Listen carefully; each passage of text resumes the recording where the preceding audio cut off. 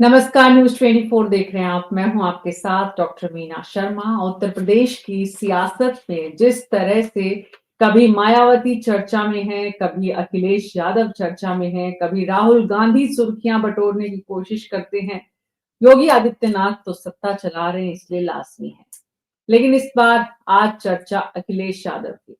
जिस तरह से उत्तर प्रदेश की सियासत आगे बढ़ रही है, हमारे खास मेहमानों का पैनल हमारे साथ है। अपर्णा दीक्षित जी, प्रवक्ता बीजेपी की, सुमैया राणा समाजवादी पार्टी से, प्रमोद गोस्वामी जी वरिष्ठ पत्रकार और अजीत नाहर जी राजनीतिक विश्लेषक हमारे साथ हैं। उत्तर काल में आज हम जिन सवालों का जवाब ढूंढने की कोशिश कर रहे हैं वो उत्तर प्रदेश की सियासत में महिला वोटर को साधने के लिए अखिलेश यादव का क्या प्लान है। अखिलेश यादव पहले पीडीए और इसके बाद महिलाएं। पहले भी उन्होंने अपनी पत्नी का चेहरा आगे रखकर, यानी कि समाजवादी पार्टी ने अखिलेश यादव की पत्नी का चेहरा आगे रखकर कोशिश की महिलाओं को साधने की। अब एनडीए की मुश्किल क्या बढ़ाएंगे? महिला वोटर को साधने के लिए अखिलेश यादव के प्लान में उनकी पत्नी कितनी फिट इन हो पाएगी, चेहरा कितना बड़ा बन पाएगी? महिला सम्मान और पीडीए के जरिए अखिलेश सत्ता में वापसी चाहते हैं, लेकिन क्या ये वापसी हो पाएगी? क्या है ये महिला सम्मान का इस बार का उनका जो वोटर को लुभाने के लिए या जनता को अपनी पहुंच, अपनी नीति, अपनी सोच से रूबरू कराने का प्लान? समझते हैं हमारे खास मेहमानों के साथ। सुमैया राणा जी, समाजवादी पार्टी की प्रवक्ता, आप ही बताइए, शुरुआत आपसे ही करते हैं। देखिए, महिलाओं के बारे में जो राष्ट्रीय अध्यक्ष जी ने कहा है हाल फिलहाल में, अगर वो उसकी एक कड़ी और है। पिछली जब हम सत्ता में थे तो हमने महिलाओं के लिए बहुत कुछ किया और माननीय नेताजी के स्वर्गीय नेताजी के जमाने से महिलाओं को प्रमुखता पे रख के हम बनाते रहे हैं अपना मैनिफेस्टो। लेकिन अभी क्योंकि अगर हम इस एरा की बात करें तो राष्ट्रीय अध्यक्ष अखिलेश यादव जी ने शुरू से ही महिलाओं पर फोकस किया। अभी आप बात कह रही थी डिम्पल यादव जी के लिए, माननीय सांसद मैनपुरी की। तो उनकी जो एक ऑरा है बना हुआ पूरे में महिलाओं के लिए, एक ऐसा चेहरा जिनको लोग दिल से पसंद करते हैं। एक पढ़ी लिखी, बहुत ही सशक्त विचारों वाली महिला है और मैनपुरी से सांसद हैं। इससे पहले उपचुनाव में भी वो सांसद थी, उससे पहले भी सांसद थी। हमारा जो लक्ष्य है, जो फोकस है, वो पीडीए में, अगर हम पीडीए की बात करें तो पिछड़ा, दलित, अल्पसंख्यक और आदि आबादी, अगड़े पिछड़े सब। तो ऐसा नहीं था कि उस पीडीए में महिलाएं नहीं थी, पीडीए में भी महिलाएं थी। लेकिन हाँ, ये है कि कुछ स्पेसिफिक एक रोल तय होगा महिलाओं के लिए। और 2027 में महिला महिला वोटर्स को सिर्फ लुभाना नहीं है। हमारा काम मौजूदा सरकार की तरह सिर्फ लुभावने वादे करके और फिर वोट हासिल करके और उसके बाद उसको दरकिनार करना नहीं होगा। अगर हम समाजवादी पार्टी में हैं, मैं महिला विंग की नेशनल वाइस प्रेसिडेंट भी हूँ। मैं जो देखती हूँ कि जिस तरीके से महिलाओं का सम्मान है, महिलाओं को फोकस करा जा रहा है और महिलाओं के साथ कदम से कदम मिला के राष्ट्रीय अध्यक्ष जी और उनकी पत्नी माननीय सांसद जी, जी, यादव जी जी, खड़ी हैं। तो कहीं जी। ना कहीं ये जो दिशा और दिशा तय होगी, ये बड़ी कारगर साबित होगी 2027 तो जरा में, इस इससे इस कोई प्लान इनकार के नहीं। बारे में बताइए कि ये महिला सम्मान योजना जो लाने की आप प्रयास या कोशिश करेंगे, वो क्या है? उसमें क्या होगा? विस्तार से बताइए। देखिए, अभी तो इसको विस्तृत तौर पर ये वैसे भी सामने आएगा, लेकिन मैं आपको इसका वो बता देती हूँ सारांश। महिला सम्मान में सबसे पहली चीज तो ये है कि महिलाओं के अंदर जो एक डर है, जो महिलाएं आज की तारीख में, मैं एक छोटी सी बात करके अपनी बात को शुरू करूंगी। हाथरस और आप आजमगढ़ के कांड को अभी किनारे भी कर दें। एक बहुत बड़ी नेत्री भारतीय जनता पार्टी की, उन्होंने कहा था कि शाम को 5 बजे के बाद महिलाएं जब थाने जाएं तो अपने भाई या अपने पिता के साथ जाएं, अकेली ना जाएं। अगर आप इस वक्तव्य को खाली गौर से सोच लीजिए तो ये एक बड़ी अजीब और डरावनी सी शक्ल है, क्योंकि महिलाएं की जाहिर सी आवाज नहीं बात आ है रही। अपनी अपनी शिकायत लेकर के थाने जाएंगी और उस शिकायत में भी जिससे करने जा रही हैं उससे भी डर के आप भाई और पिता को लेकर के जाएं। तो इन सारी चीजों का जो डर है, मीना जो जी, मुझे खौफ है, आवाज नहीं आ महिलाओं रही। के दिल से उस डर को निकालना, महिलाओं के सम्मान में जो बेटियां हैं, सिर्फ नारा नहीं देना, बेटियों की शिक्षा पर ध्यान देना, जैसे हमारी पिछली सरकारों में बल्कि कन्या विद्या धन का प्रचलन था। अब हम और उसको और मॉडिफाइड तरीके से आगे लाएंगे, क्योंकि संसाधन बढ़ गए हैं। लैपटॉप हमने दिया था, अब उसको और आगे ले जाएंगे। तो कहीं ना कहीं, और खासकर जो बेटियां, बहुत सी ऐसी बेटियां हैं जो शादी नहीं होने की वजह से, दहेज की वजह से और संसाधनों की कमी की वजह से घरों में बैठी हुई हैं, उनके लिए एक बड़ा अमाउंट तय करना कि उस गांव की बच्ची पढ़े और पढ़ के अपने पैरों पे खड़े हो, और शादी हो तो मजबूती के साथ उसकी मदद की जा सके। इन सारी चीजों पर विचार चल रहा है, इन सारी चीजों को तय किया जा रहा है, जिससे मुख्यतः इसमें जो रोल है वो माननीय डिम्पल यादव जी का है। वो इस चीज जी, को पूरी तरह से स्थापित सुनिए राणा जी, एक तरफ अखिलेश यादव जी हैं, आपके राष्ट्रीय अध्यक्ष जी, जिनकी सोच है महिलाओं को सामने लाना। एक तरफ आप जैसी पार्टी की महिलाएं हैं, जो उनकी सोच को आगे बढ़ाती हैं, और एक तरफ उत्तर प्रदेश की महिलाएं हैं, जिनकी उम्मीदें आपके वादों से और अखिलेश यादव जी के बयानों से जुड़ती हैं। सवाल ये है, अजीत कुमार नाहर जी, आपके पास आ रही हूं मैं, अपर्णा जी उसके बाद आपके पास आऊंगी, प्रमोद जी फिर आपके पास प्लीज।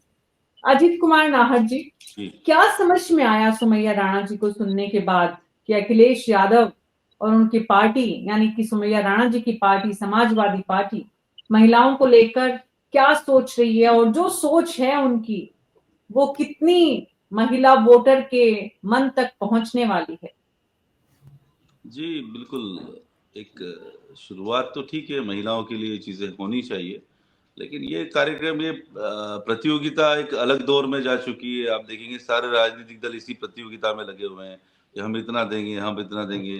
अभी नज़दीकी में देखे, रेखा गुप्ता जी ने घोषणा की थी 2500 रुपए देंगे, अभी इनकार कर दिया कि फंड नहीं है। तो इस प्रकार की घोषणाएँ होना और उसको एग्ज़ीक्यूट होने में फ़र्क है। बट महत्वपूर्ण मुद्दा ये है कि ये सुविधाएँ तो आरक्षण के नाम पर, ये सुविधाएँ महिलाओं के नाम पर, ये सुविधा अन्य तमाम योजनाओं के नाम पर तो दी जाती रही है, लेकिन उसका फायदा इस देश को आज तक कहाँ हुआ? महत्वपूर्ण मुद्दा ये है कि ऐसी योजनाओं से देश को कैसे फायदा होगा? क्या किसी को सिर्फ मोबाइल या लैपटॉप देने से ही देश समृद्ध हो जाएगा? ऐसा नहीं है। ऐसा तो पहले भी हुआ है, कई सरकारों ने रेवड़ियां बांटी है। ऐसा मेरे ख्याल से देश आजाद हुआ है तब से ही रेवड़ियां बट रही है। तो क्या हम ये प्रक्रिया वापिस लेकर के आएंगे, यही प्रक्रिया बार बार दोहराएंगे, तो क्या हमें वही आउटपुट नहीं आएगा जो अब तक आता आया है? तो अभी भी महिलाएं सशक्त नहीं हुई इतने सालों में, अभी भी आरक्षण चालू है। तो मुझे बताइए कि उसी दिशा में अगर सभी लोग जाएंगे तो वही प्राप्त होता आएगा जो अब तक प्राप्त होता आया है। तो मुझको ऐसा लगता है कि यहाँ पर राजनीतिक दलों को थोड़ा बदलाव लाना चाहिए, महिलाओं को सक्षम बनाना चाहिए, ना कि उन्हें सुविधाएं तो जरूरी है, इंफ्रास्ट्रक्चर भी जरूरी है, लेकिन उनके दिमाग में ये बात बैठ जाती है कि हमें मुफ्त में मिल रहा है। ऐसा कुछ भी नहीं है, कोई सरकार किसी को मुफ्त में नहीं देती है, ये अधिकार है, इस देश की जनता का ये अधिकार है। आप ही के टैक्स के पैसों से आप ही को चीजें दी जा रही है, और ये कहा जा रहा है कि सरकार मुफ्त में दे रही है। अरे भाई, सरकार कहाँ से लाती है पैसा? सरकार जनता से पैसा लाती है। लेकिन इस पैसे जी। का सदुपयोग प्रॉपर प्लानिंग करके अगर नहीं किया जाएगा, तो छोटा सा एक एग्जांपल देता हूँ कि ये अभी उत्तर प्रदेश में कौशल योजनाएं चल रही है स्किल इंडिया के नाम पर। उसमें एक एक स्टूडेंट्स के ऊपर 25,000 30,000 रुपए का पेमेंट दिया जाता है, 3 महीने 6 महीने के कोर्स किए जाते हैं। तो कई इंस्टीट्यूट, तमाम इंस्टीट्यूट मार्केट में खुल गए, जो 100 200 रजिस्ट्रेशन करवा लिए, पढ़ा रहे नहीं पढ़ा रहे, उनको स्किल्स मिल रहे हैं नहीं मिल रहे हैं, सर्टिफिकेट बांट रहे हैं, और सरकार उनको पेमेंट दे रही है। इसी प्रकार से पूरे देश में ये योजनाएं अलग अलग स्टेट्स में अलग अलग तरीके से लागू है। तो मुझे बताइए कितने स्किल्ड लोग हैं इस देश के अंदर में? विसंगति देखिए, हमारे घर के सोसाइटीज की जो चौकीदार होते हैं, जो सबसे स्किल्ड होना चाहिए, हम सबसे अनस्किल्ड व्यक्ति को वहां रखना पड़ता है हमें।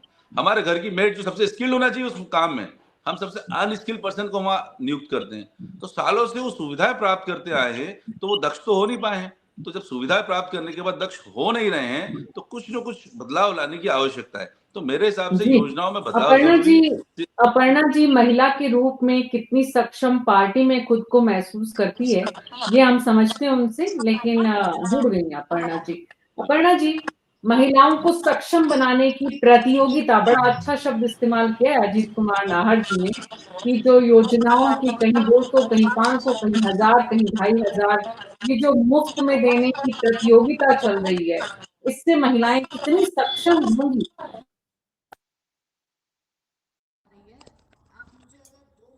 अपर्णा जी, आपका ही कुछ इश्यू है ऑडियो का, आपको नहीं सुन पा रहे हम।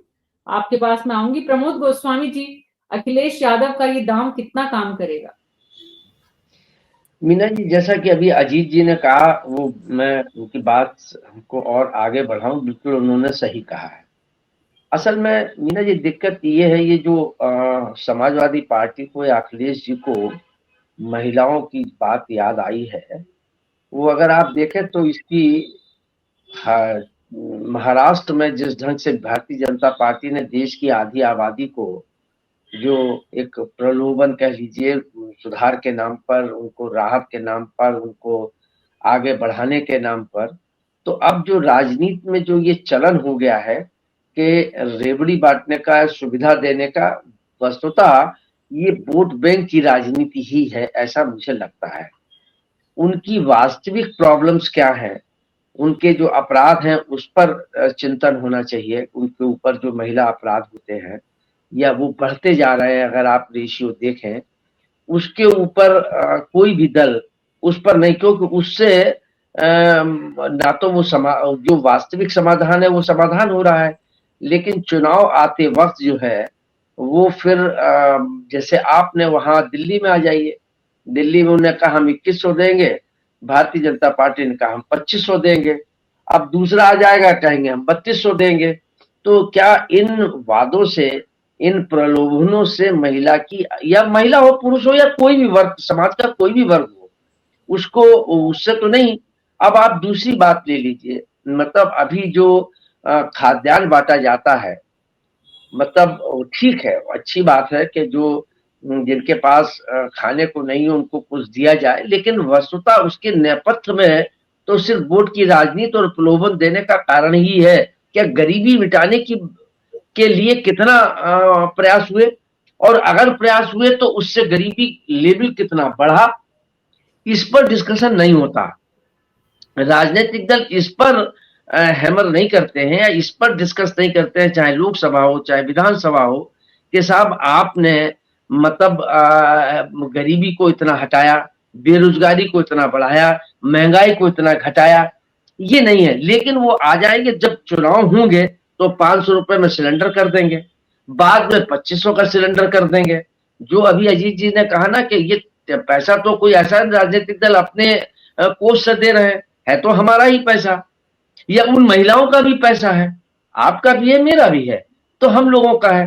तो ये पूरी तरीके, अब चूंकि समाजवादी पार्टी ने ये महसूस किया अब राजनीति हो रही है, तो राजनीति में फिर राजनीति करनी पड़ेगी। ये व्यवस्था है अखिलेश जी की भी, क्योंकि जब आधी आबादी को प्रलोभन देने के लिए आप 2100 दे रहा है, वो 2500 दे रहे हैं, तो ये भौली प्रतियोगिता या प्रतिस्पर्धा कहाँ जाएगी, कहाँ रुकेगी? कि आप 2500 देंगे, अब समाजवादी पार्टी के हम 3200 देंगे, लेकिन इससे महिलाओं का क्या सुधार होगा? मुझे नहीं लगता कि महिलाओं का कुछ सुधार होने वाला है। हाँ, ये रेवड़ियां बटेगी और चुनाव, लेकिन ये अच्छी बात है कि अखिलेश जी ने ये चुनाव के वक्त में आके ये मुद्दा नहीं उठाया है कि महिला सम्मान योजना हम शुरू करेंगे। और मुलायम सिंह जी और अखिलेश जी महिलाओं के लिए करते भी रहे हैं, इससे पहले भी, जैसा कि अभी राणा जी ने, मैडम राणा ने कहा कि लैपटॉप वगैरह दिए गए, ये बांटे गए। फिर भारतीय जनता पार्टी ने भी ये बात कही, स्कूटी बांटेंगे कि जो बच्चे अच्छा लेके आएंगे। ठीक है, ये सब मतलब बांटेंगे, बहुत अच्छी बात, लेकिन उनका जो स्किल तैयार करने की बात है कि उनको पढ़ाई में वो सुविधा हो, उनको वो पढ़ाई की वो सुविधाएं मिले, वो अच्छे टीचर मिले, अच्छे इंस्टीट्यूट मिले, अच्छे उनको वहां वातावरण माहौल मिले, अपराध में इस पर नहीं, क्योंकि इससे उनको वोट बैंक नहीं मिलता ना, इससे एक प्रलोभन आ जाता है कि साहब ये प्रलोभन की राजनीति अपर्णा जी कितना सशक्त कर पाएगी महिलाओं को? पहले तो बहुत बहुत शुभकामनाएं आदरणीय अखिलेश यादव जी को, उन्होंने इस तरीके की संकल्पना ली है और वो 2027 की तैयारी में जुट गए हैं, उसके लिए उन्हें बहुत बहुत शुभकामनाएं, स्वागत है उनका। मैं बस इतना कहूंगी मैडम कि नजरिया है अपना अपना कि आप किस बात को किस नजरिए से लेते हैं।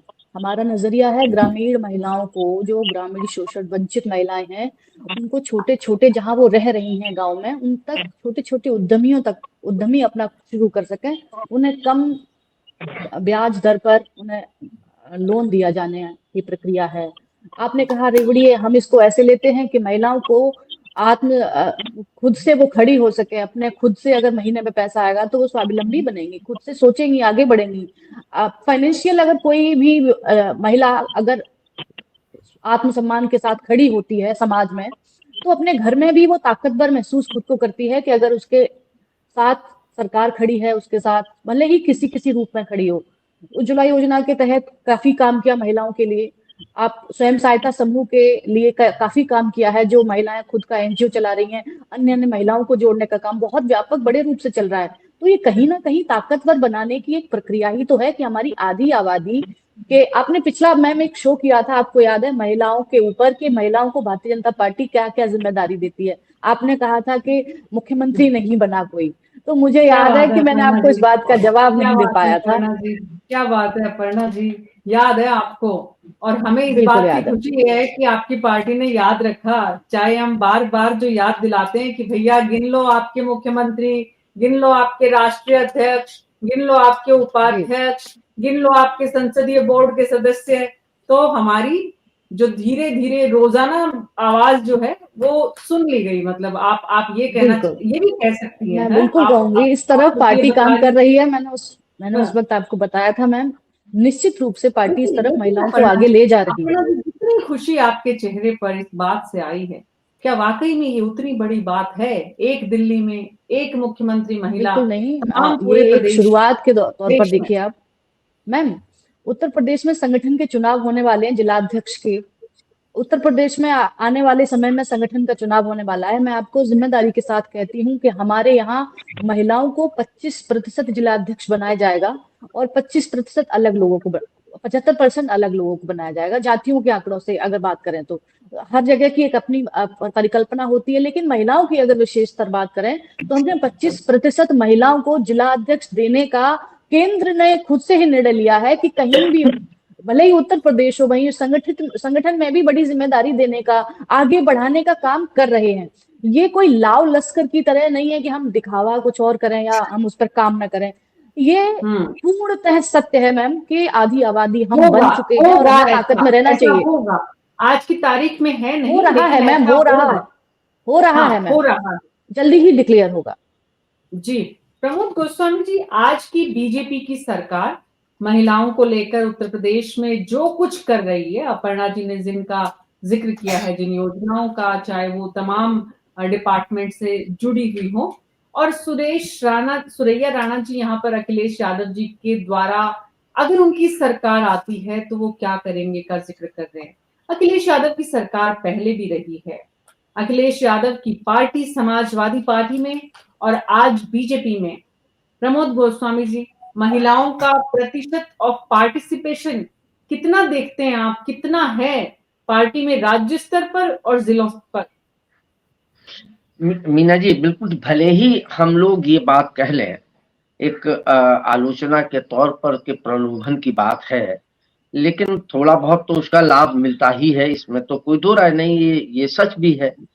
निश्चित रूप से जो आधी आबादी की हिस्सेदारी की बात है, चाहे वो राजनीति में हो, चाहे वो नौकरी में हो, प्रशासन में हो, शासन में हो, कहीं भी हो, ये एक लंबे समय से प्रक्रिया चल रही है और कहीं 33%, 30% की बात चल रही है, लेकिन अभी तक सभी राजनीतिक दल, चाहे वो टिकट के बंटवारे का मामला हो और चाहे उनको राजनीति में पदों पर हिस्सेदारी का मामला, हालांकि अपर्णा जी ने कहा कि हम 25% देंगे, ठीक है, अच्छी बात है।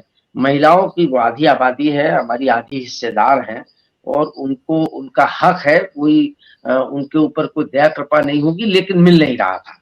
लेकिन ये राजनीतिक पहल एक अच्छी इस दिशा में है, इसकी केवल आलोचना ही नहीं की जा सकती है, भले ही वो हमारे वोटों के स्वार्थ के ही लिए क्यों ना हो, हम मान भी लें एक बार आर्गुमेंट, लेकिन कहीं ना कहीं उसका जो प्रतिशत है या जो कहीं ना कहीं जो उसका लाभ है, तो महिलाओं को थोड़ा बहुत तो मिल रहा है। लेकिन सबसे ज्यादा जो महत्वपूर्ण बात है मेरी नजर में, वो ये कि महिलाओं की सुरक्षा एक आज भी सबसे बड़ा मुद्दा है और आज भी वो उससे सहमी है, डरी है, वो चाहे एजुकेटेड हो, चाहे नौकरी में हो, लेकिन वो एक वह जितनी भी सरकारें हैं, जितने भी दल हैं, इस पर ज्यादा चिंतन होना चाहिए। ठीक है, ये प्रक्रिया चलनी चाहिए, अच्छी है, इसका लाभ मिल भी रहा है, ये नहीं है कि ये सारी वोट बैंक के बात नहीं होती है, लेकिन होती है, उसका लाभ भी मिलता है। अब किसानों का ले लीजिए आप, जैसे कि, लेकिन राजनीति की प्रक्रिया बड़ी मध्यम गति,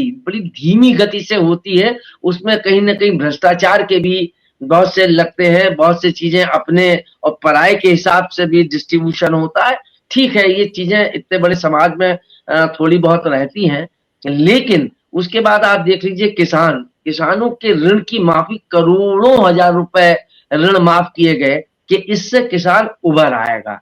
लेकिन आज भी किसानों की समस्याएं जस की तस है, और करोड़ों हजार रुपए उसके ऋण, मुझे मालूम है ये समाजवादी पार्टी ने भी बहुत माफ किया था, भाजपा ने भी राजनाथ सिंह के समय में हुआ था, मुलायम सिंह जी के समय में हुआ था, ये सारी चीजें।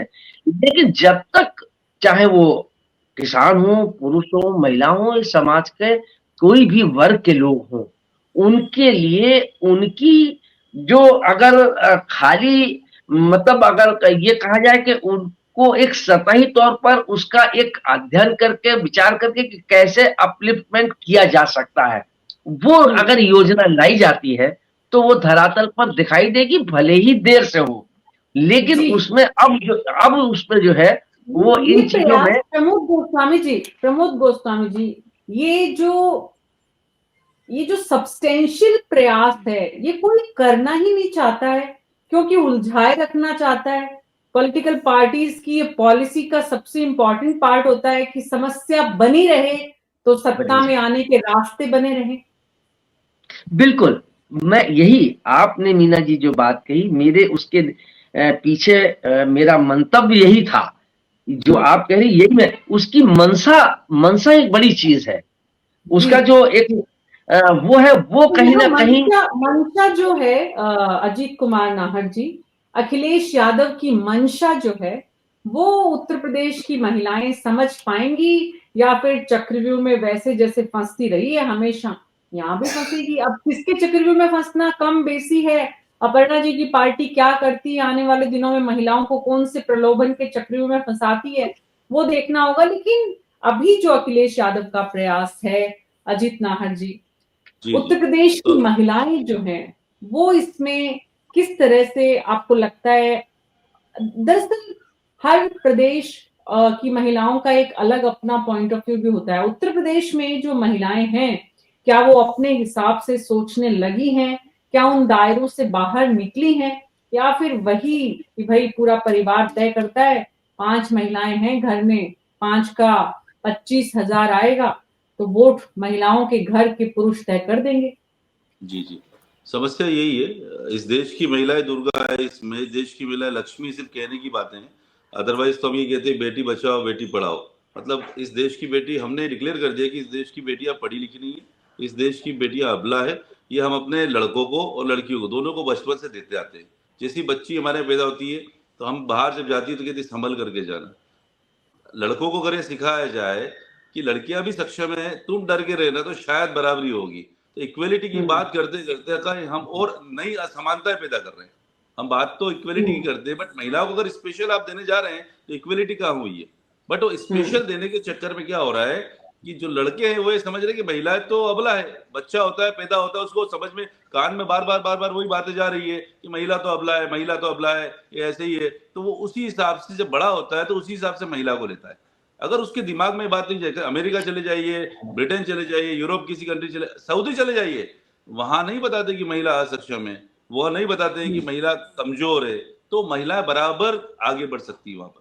तो मेरे हिसाब से सबसे पहले तो नारा हटाना होगा, हमें अपने लड़कों को समझाना होगा कि लड़कियां अबलाएं नहीं है, वो समान है, आपके समान है, उन्हें समान अधिकार है, और महिलाओं को सशक्त बनाने के लिए धरातल पे योजनाएं लानी होगी, जैसे प्रमोद जी ने कहा। तो योजनाएं में बदलाव चाहिए, ना कि उनको इस प्रकार का, मुझे तो कहने में कि एक तरह की भीगी तो हुई, किसी को बिना कुछ किए अगर कर्म किए अगर आप कुछ दे देंगे तो उसी में लग जाएगा कि चलो हमें तो फ्री में मिलता है सब कुछ। तो उनके दिमाग में ये चीज बैठी हुई कि हमें तो फ्री में मिल रहा है, मुफ्त का मिल रहा है, और सरकार भी बोलती मुफ्त में देंगे।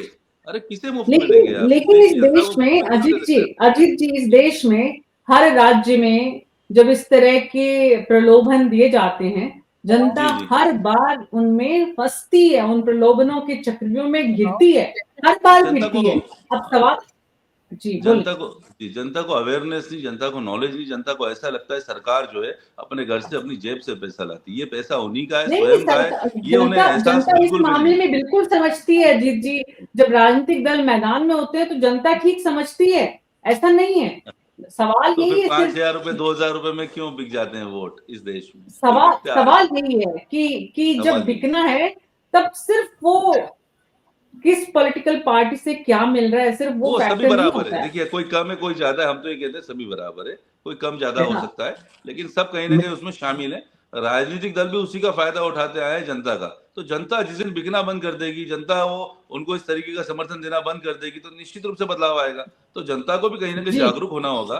जनता का जागरूक जी होना सबसे पहले महत्वपूर्ण है। तो जनता अगर वो हम्म मुफ्त का पैसा लेना बंद कर देगी, नहीं हमें नहीं चाहिए, आप सही हम्म योजनाओं में लगाओ। 50,000 रुपया 1 करोड़ लोगों को बांटा, 1 करोड़ रेडी वालों को, छोटे दुकानदारों को बांटा सरकार ने मुद्रा कोष के नाम पर। अगर ये 50,000 करोड़ रुपए इंडस्ट्रीज में लगाया जाता तो कितने करोड़ों लोगों को रोजगार मिलने की संभावना होती। 50,000 तो करोड़ रुपए बांट दिया। क्या कोई पॉलिटिकल पार्टी इतना साहस दिखाएगी कि जनता के बीच में इस तरह की मुफ्त की रेवड़ियां बांटने का जो प्रोग्राम, अभी तो 27 में वो चुनाव, तो नहीं हाँ मुझको अपर्णा नहीं जी ने लगता है कि बधाई दी इतनी बड़ी अखिलेश रिस्क यादव कोई को लेना कि वो चाहे। चुनाव में जुट गए ये हैं। कोई भी हमारे देश में साफ सुथरे कई लोग खड़े होते हैं, निर्दलीय भी खड़े होते हैं चुनाव में, बट उनकी जमानत जब्त हो जाती है। इस देश ने हमेशा उन्हीं लोगों को चुना जिनका हाइप क्रिएट है, जो जिसकी बढ़िया पब्लिसिटी होती है, जो पैसे वाले लोग हैं। इस देश की जनता उन्हीं को चुनती है, चाहे कोई भी पार्टी के लोग। आप देखेंगे दबंग लोगों को चुना जाता है, पैसे वाले लोगों को चुना जाता है। कभी शायद ही 540 में मुझको लगता है 2-4-10 सीटें ऐसी होगी जो वाकई में कैंडिडेट उस लेवल के होंगे जिनको चुना जाए। अदरवाइज तो जी इंप्रेशन में आकर के वो अपने वोट देती है, चाहे वो पैसों जी का सुमैया इंप्रेशन हो, राणा चाहे जी, हाँ बिल्कुल दमकता का ठीक है इंप्रेशन, अजीत कोई जी। भी इंप्रेशन। जी जी सुमैया राणा जी, आपने अजीत जी को भी सुना, प्रमोद गोस्वामी जी को भी सुना। आपकी पार्टी के भीतर जितनी महिलाएं हैं वो क्या सोच रही हैं अखिलेश यादव जी के इस सोच के साथ कि कैसे वो महिलाओं को मजबूत बनाने के लिए ये जो महिला सम्मान जो है निधि है या महिला सम्मान के लिए जितनी भी योजनाएं लाने की सोच रहे हैं, तो आपकी पार्टी के भीतर की महिलाएं क्या सोच रही हैं कि वो कैसे महिलाओं के बीच में जाएंगी और इस बात को आगे बढ़ाएंगी और महिलाओं को साथ लाएंगी? देखिए मीना जी, समाजवादी पार्टी में अगर हम ईमानदारी से मैं बात करूं, एक समाजवादी की एक सिपाही होने के अलग से भी बात करूं, शायद ये लगे कि मैं इसलिए कह रही हूं क्योंकि मैं उसका एक हिस्सा हूं। समाजवादी पार्टी में महिला कार्यकर्ताओं का, मुझ जैसी भी मामूली महिला कार्यकर्ता का मनोबल ऊंचा है। क्यों ऊंचा है? क्योंकि हमारे राष्ट्रीय अध्यक्ष अखिलेश यादव जी ने एक तो सिर्फ कहने से नहीं, सम्मान दिया, महिलाओं का एक सम्मान है। और दूसरी जो सबसे बड़ी चीज है कि ये जो वक्तव्य जो आज जिस पर हम डिस्कशन कर रहे हैं, राष्ट्रीय अध्यक्ष जी ने कहा है, ये उनके मन की पीड़ा है, ये उनकी ख्वाहिश है। ऐसा नहीं है कि ये हमें सुन के बहुत हम शॉक्ड हैं कि अरे इतनी बड़ी बात उन्होंने महिलाओं के लिए कह दी। उनके दिल में जो महिलाओं के लिए है वो बिल्कुल ट्रांसपेरेंट है। हम लोग जब मीटिंग में जाते हैं, जो सम्मेलन राष्ट्रीय महिला सभा और प्रदेश महिला सभा का जो सम्मेलन होता है, उसमें आप यकीन मानेंगी कि जाड़े की सर्दी में कोई भी ऐसी जिला अध्यक्ष नहीं थी जो ना आई हो, जो और कार्यकर्ता थी, क्योंकि उनको सिर्फ ये था कि हम अपने राष्ट्रीय अध्यक्ष जी को सुने। वो जानती हैं कि उनके दिल में कितना सम्मान है, और वो जो बात करते हैं वो करने का दम रखते हैं। तो कहते हैं सिर्फ हवा हवाई शोषे नहीं छोड़ते। तो मैं इस बात से पूरी उम्मीद रखती हूँ। लेकिन मैं एक बात जो इससे पहले हमारे साथी कह रहे थे, अजीत कुमार जी शायद कह रहे थे कि वोटर्स को भी अपना दिमाग लगाना चाहिए, जहन लगाना चाहिए, और अपनी जो कीमत है जो लोग तय कर देते हैं वो उससे गुरेज करना चाहिए। और सच में एक बहुत ही निष्पक्ष और अच्छे पढ़े लिखे और ऐसे कर्मठ लोगों को चुन करके लाना, ये जनता की भी जिम्मेदारी है और उसकी जिम्मेदारी उनको निभानी चाहिए।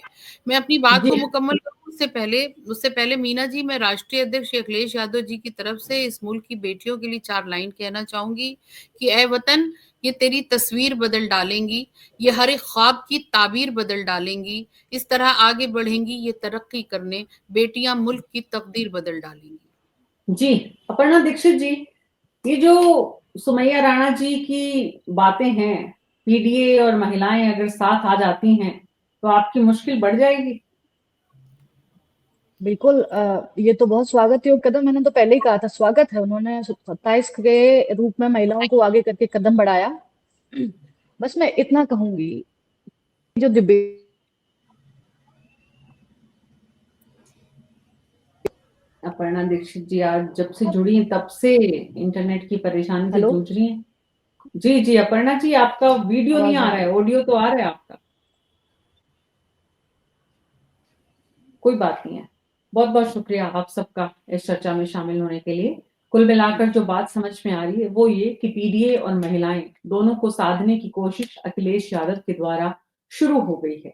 ये शुरुआत है, 2027 के चुनाव में अभी वक्त है, लेकिन लंबी लड़ाई लड़ने वाले हमेशा दूरगामी सोच के साथ चलते हैं। अखिलेश यादव बड़ी तैयारी कर रहे हैं। बीजेपी तो जानी ही इसलिए जाती है कि वो हर समय चुनावी मोड में रहती है। यानी अखिलेश यादव अब बीजेपी के फॉर्मूला पर अगर उत्तर प्रदेश में काम कर रहे हैं तो इसका मतलब साफ है कि वो कड़ी चुनौती देने को तैयार है। पीडीए और महिलाएं दोनों मिलकर अखिलेश यादव का कितना साथ देते हैं, अखिलेश यादव कितना उत्तर प्रदेश की जनता का भरोसा ले पाती है, इससे योगी सरकार के लिए समझ में आएगा कि उन्हें कितनी चुनौतियों के साथ चुनावी मैदान में जाना है। एंटी इनकम्बेंसी 2 साल की, 2 टेन्योर की, 10 साल की कहीं न कहीं जरूर लोगों के बीच में पहुंचती है। पार्टी का कैडर भी काम अपने नहीं करा पाता है और बहुत सारी बातें होती हैं। लेकिन अभी दूर है दिल्ली, उत्तर प्रदेश के लिए लखनऊ की राजधानी पहुंचने का ये जो अखिलेश यादव का जो इस वक्त का सफर है, लेकिन वो जुट गए हैं। जो जुट जाता है वो कहीं ना कहीं पहुंच भी जाता है। कहाँ पहुंचेंगे देखना यही दिलचस्प होगा। न्यूज़ 24 में अभी मेरे साथ इतना ही। नमस्कार।